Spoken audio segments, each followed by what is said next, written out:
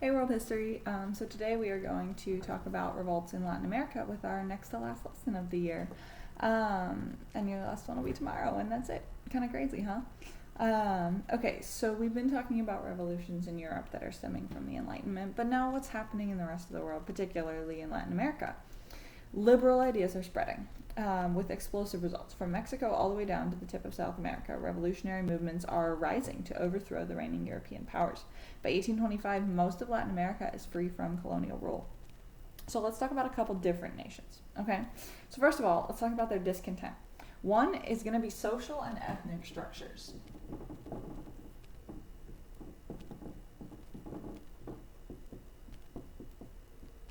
We know that it's not fair to penalize people or judge their capabilities based on who their parents are or what nationality they are. But, of course, that's not how they're treated right now in the early 1800s. Spanish-born peninsulares, the highest social class, they're dominating Latin America in political and social life. Only they can hold top jobs in the government and in the church. Many Creoles, which are your European-descended Latin Americans, they own the haciendas, the ranches, the mines. They resent their second-class status. The merchants are frustrated because the mercantilist policies mean that they can only trade with Spain. Okay, so let's review the social classes in Latin America for you. Okay, so you have your Spanish-born peninsulares. Then under them you have the Creoles, who are usually your European-descended Latin American. So they were born in Latin America, might be mixed race, but their ancestry is from Europe. Then you have a growing population of mestizos and mulattoes. So your mestizos are of Native American and European descent, and your mulattoes are people of African American and European descent. And they're very angry because they're being denied status, power, or really most jobs at all, because they're not white. And so Native Americans, and then pure Native Americans, are really suffering. And, of course, the enslaved Africans are as well. So we'll add them to the bottom. Native Americans and slaves. African Americans. Not all of them were slaves, and not all of the slaves were African American.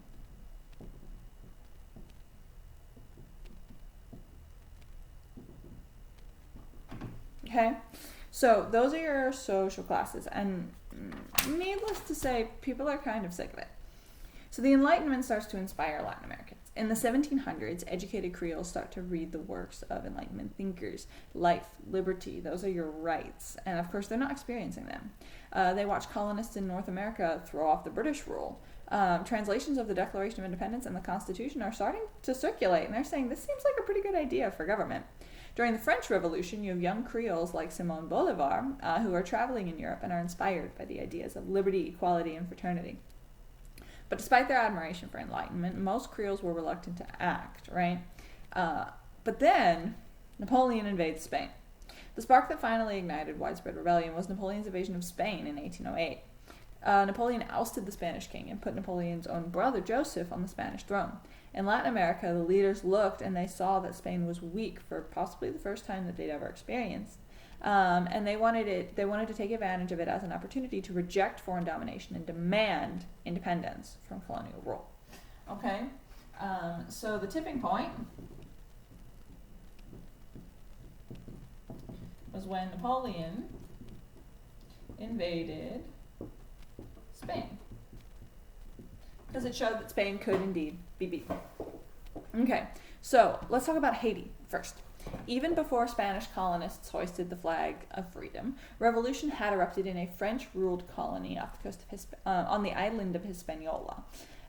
In Haiti, as the island is now called, French planters owned very profitable sugar plantations, worked mostly by about 500,000 enslaved Africans.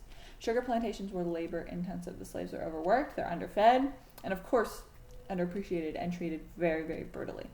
And so you have a man, Toussaint Louverture, And he is bitter by the suffering, and he's inspired by the talk of liberty and equality. And so the island slaves begin to rise up in revolt in 1791.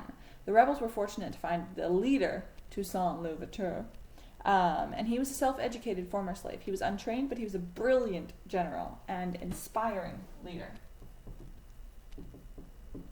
So 1791, slave revolt, led by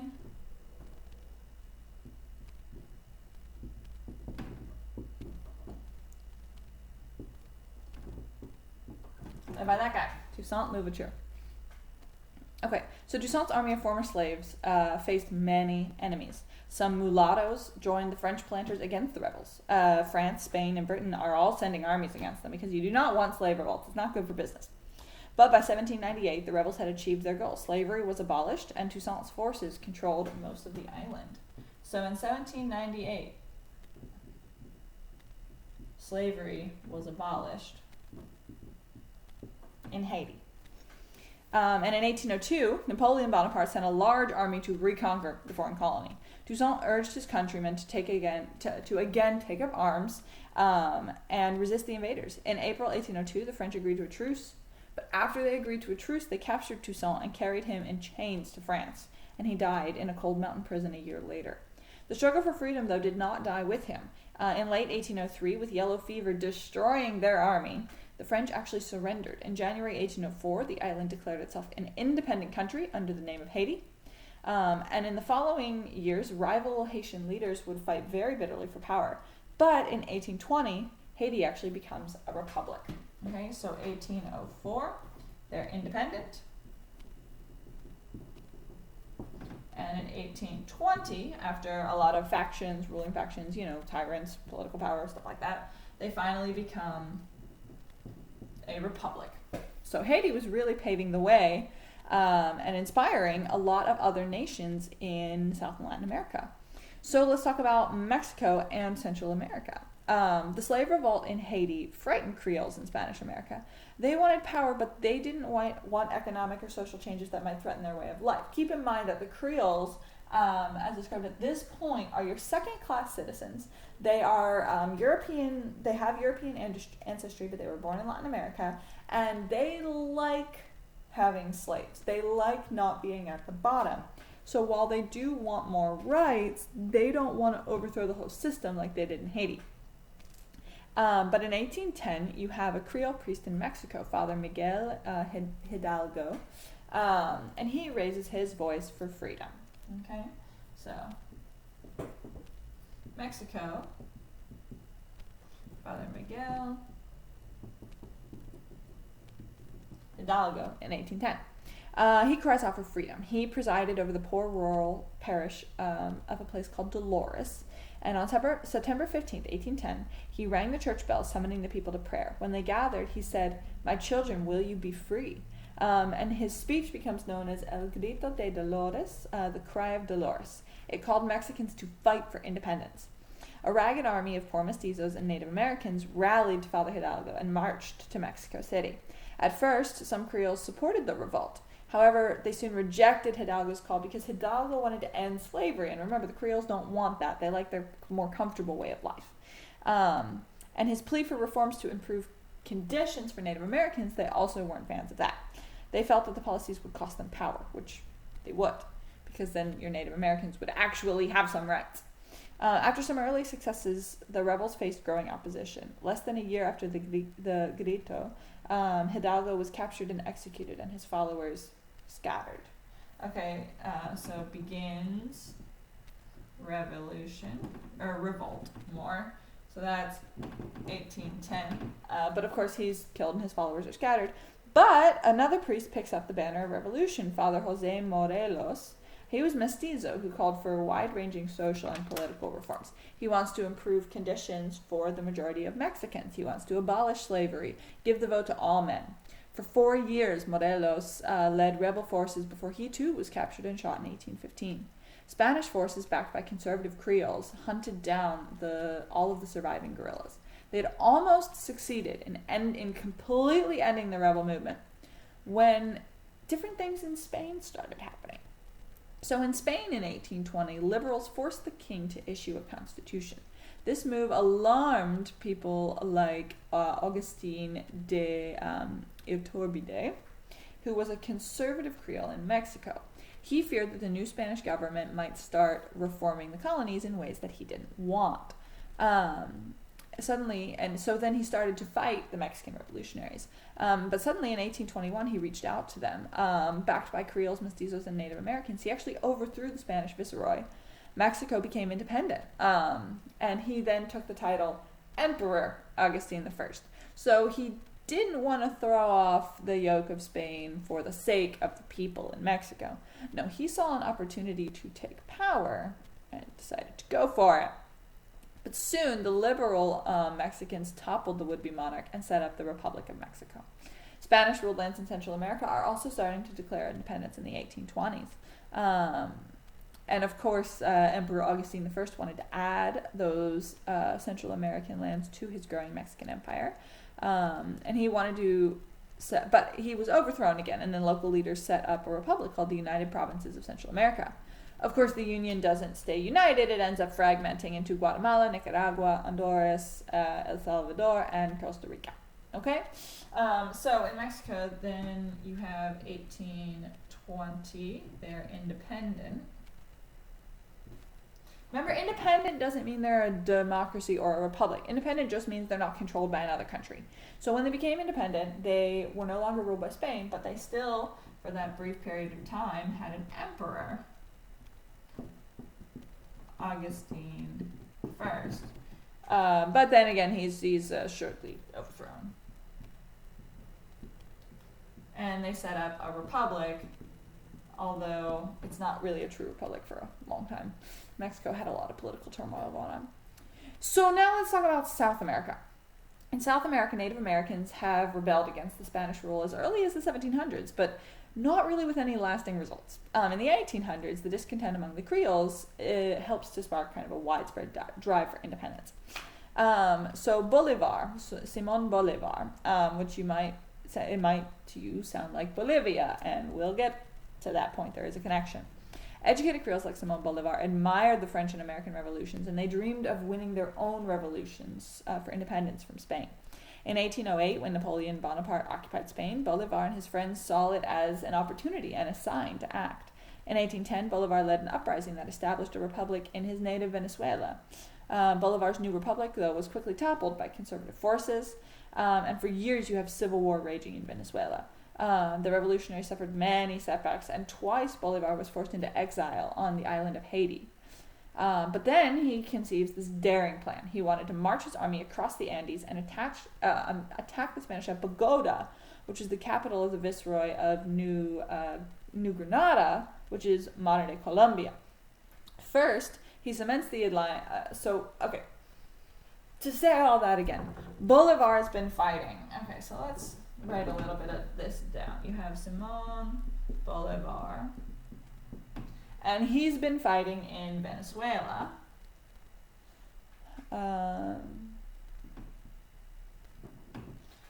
And it's not working. He keeps getting driven off. But now he wants to march across and attack the Spanish at Bogota, which is in New Granada, which they called, it's now Colombia.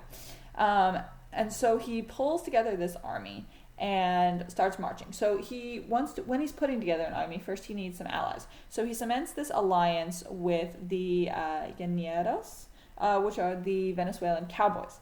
Then he leads the army through the swampy lowlands and over the Andes. So they go through swamps, they go across mountains, and the Andes are big.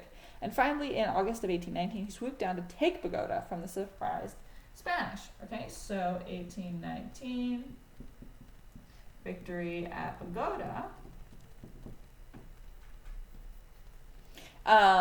Then other victories start to follow. It's kind of like a domino effect. In 1821, Bolivar succeeded in freeing Caracas, Venezuela. He was now called the Liberator. Caracas, Venezuela. So Simon Bolivar becomes the Liberator. Just going around and freeing South American countries left and right.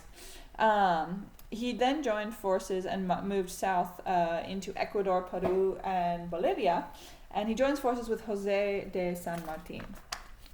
So San Martin is a lot like Bolivar, and he is a Creole. He was born in Argentina, but he went to Europe for military training. In 1816, he became a very gifted general, and he helped win independence. He helped win Argentina freedom from Spain.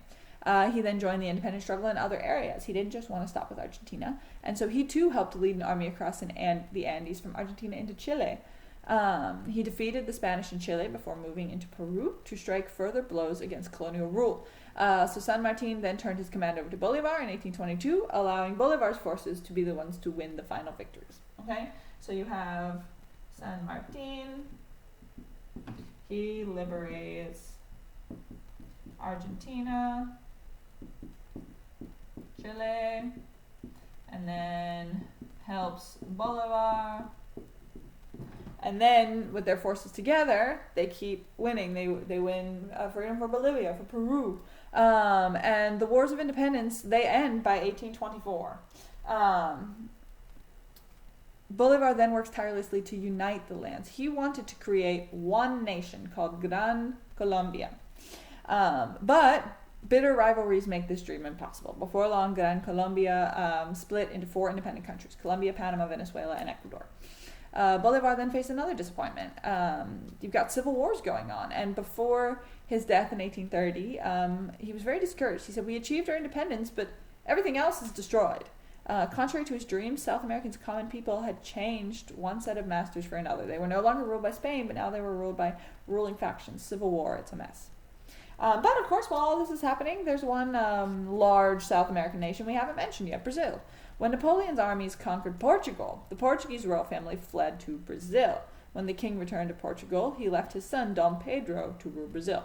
He said, "If Brazil demands independence, declare it yourself, put the crown on your head."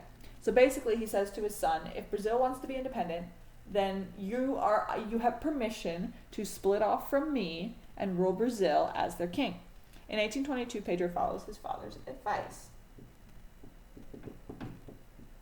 Dom Pedro, 1822. A revolution brought new leaders to Portugal who planned to abolish reforms and demanded that Dom Pedro return, but he refused to leave Brazil.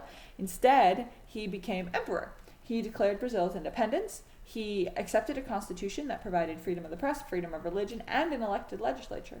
Brazil then remained a monarchy until 1889, a constitutional monarchy, when social and political turmoil led it to become a republic. Okay? So that was an awful lot of revolts, right? That's how a lot of, this is how pretty much every nation in South and Central America got their independence from Spain, France, or Portugal. Okay? So you do have a Junopod for today, so you can complete that. Best of luck, and tomorrow we will do our last lesson for the entire year. All right? So have an awesome rest of your day, you guys, and I'll talk to you soon. Bye.